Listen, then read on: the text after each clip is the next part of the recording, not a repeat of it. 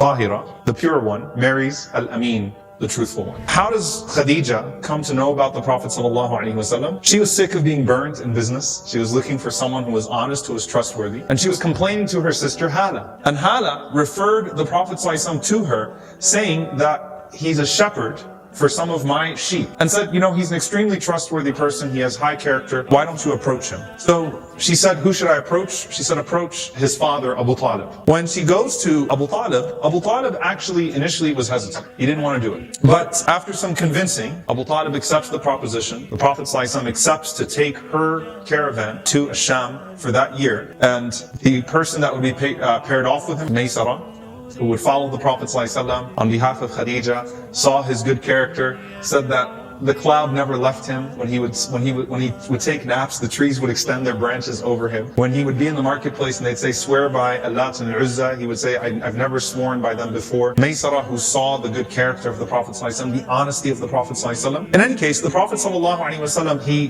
doubled the caravan of Khadijah on that trip. So he did an extremely good job. He was noble, and Maysara told Khadijah about his good character and about the things that he had seen. Of course, the fact that he's a monotheist also appeals to Khadijah radiallahu ta'ala anha, who is a monotheist as well. So Maysara comes back. The Prophet ﷺ took Khadijah's caravan out, doubled it, was completely honest, maintained a great deal of nobility. And Maysara is bragging about the Prophet ﷺ. Now Khadijah radiallahu anha had trust issues with the merchants, or merchants taking her caravan. She definitely has trust issues getting married now, because she doesn't want to get married to someone who's only going to marry her to cheat her with all of the wealth that she has. So she doesn't trust people for marriage. So she's been unmarried now for over a decade. The Prophet ﷺ is also unmarried. So Nafisa, who's a friend of Khadijah, she goes to Khadijah and asks her, how's everything? And Khadijah starts talking about the Prophet ﷺ, this young man, Muhammad, who took her caravan and just was so honest, and how noble he was. And she starts to say all of those things. So Nafisa sees the spark in her eye, and Nafisa says, well, why don't you marry him? Khadijah radiallahu anha said,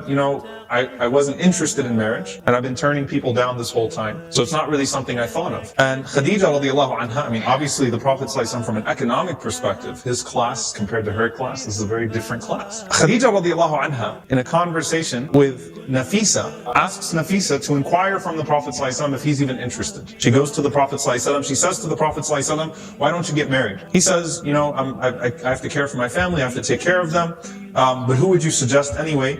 So she said, Khadijah. The Prophet ﷺ said, why do you think she would marry me? So Nafisa says, let me ask her. So Nafisa goes back to Khadijah. Khadijah sends the proposal. Abu Talib comes back with the Prophet ﷺ, and who conducts the marriage? Waraqa, good.